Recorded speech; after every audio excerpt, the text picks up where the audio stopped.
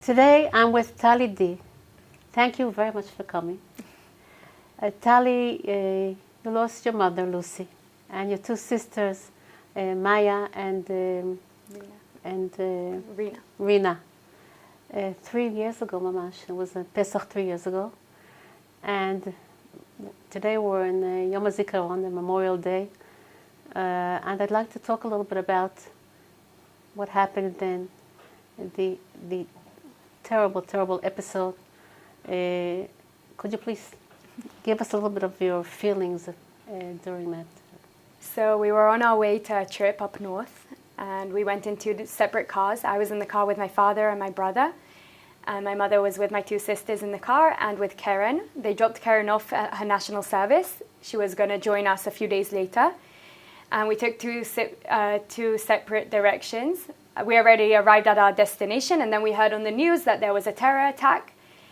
We just wanted to check where they were, what their ETA was, and just see how long it was going to be until they came. We never thought that it could have been our car. And then they started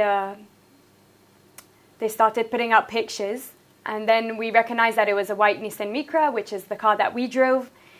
And then in another picture, we recognized one of the bags that we took. That's when we started to really panic. And my dad, we tried calling my sister and my mother multiple times, and none of them answered. So my dad started driving in the direction of the attack. And the whole way we were just trying to, we couldn't believe that it was really ours, and we didn't really know if it was us. No one had called us. No one had any clarity. And the whole way we were just davening and saying Tehillim, and we hoped that everyone was okay. Already on the way, we were notified that they told us that there were 3 women in the car, and that 2 were declared dead, and 1 was on the way to the hospital. Once we arrived where the attack was, they let my father in to recognize the bodies and also to see if he recognized the car. My brother and I were left out of the scene. And very difficult. It was difficult, and we were waiting, and we didn't know if it was ours or not. Wow.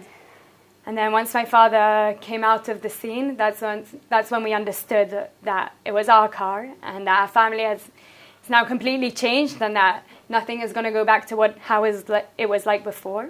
That's when we started driving all the way to the hospital. On the way, I called Karen. She was already in Jerusalem, and my mother was taken to Hadassah in Karim. So my sister arrived at the hospital before us. On the way, I was also calling all the family. All our family live abroad in England, so started calling them, telling them to come to Israel and trying to explain what happened. Wow, that's very, very difficult for a young girl. It was difficult. My father had to focus on driving and getting there. My brother was still young, so that task was on your shoulders. And once we arrived at the hospital, Karen was waiting for us there, and lots of our family friends and my friends and Karen's friends, they were waiting for us. So we had a support system, and that's when my mum was taken into emergency surgery. There we were given hope for 1 day. They said that maybe she would be able to speak again. And then during those days, we had the memorial we had the burial for my sisters. There we still had hope, and we were davening that my mum would get better. And then 3 days later, she was declared brain dead. That's when we had the opportunity to donate her limbs and save another 5 lives. And also, because of her story that got so much traction, other people also were inspired to donate their organs. So she saved an awful lot of life through these donations. It's a very, very big thing. She gave you so much in life, so much. As you can see, it looks like a very happy and very healthy family. But it was very difficult after that, and it's very important for me to talk to you, also because now we've been going through almost 3 years of so much losses, and there's so many sisters and brothers who have lost their siblings, and I'd like to hear a little bit from you about how you do it, how you did it, what journey you've gone through. So it wasn't easy at first.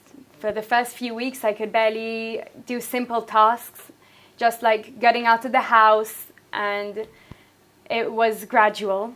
And we have such a good support system. If it's my father that gives us so much strength, or if it's our friends or our community or Olam Israel, which we really felt that were with us through these times.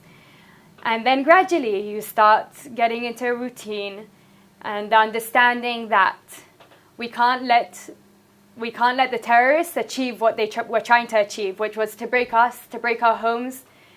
We understood that we had to show them strength and that we had to live even more because of our loss, and that we have to be even happier because of our loss, and we can't let it bring us down. So it definitely wasn't easy at first, and I could have never imagined where I would be today. I want to just add where you are today. Thank God you've got engaged and you're going to get married. I understand that just today you went and you put on your mother's wedding dress, and you're going to wear that in the wedding? So, Bezrat Hashem, I'm going to be wearing my mother's wedding dress. I feel like they're with us at all times, and that they're in our hearts, and that during our special day they're still going to be with us, and that their presence is going to be felt. But we're still trying to involve other ways where we can really feel them physically. If it's by using Maya's chuppah that her friends made in her memory. Wow. Or if it's wearing my mother's wedding dress and Rina's jewelry. Wow. To really make it feel like they're with us on our special day. And also, Ariel decided to propose exactly 3 years after the tragedy on Chol HaMoed Rishon. And that felt like closure in a way.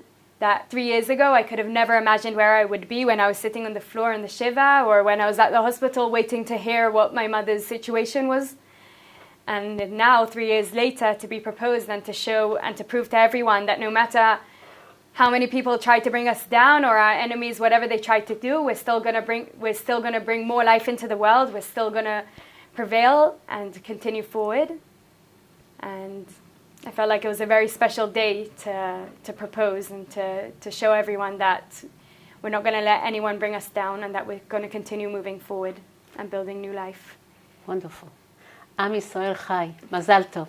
Thank you.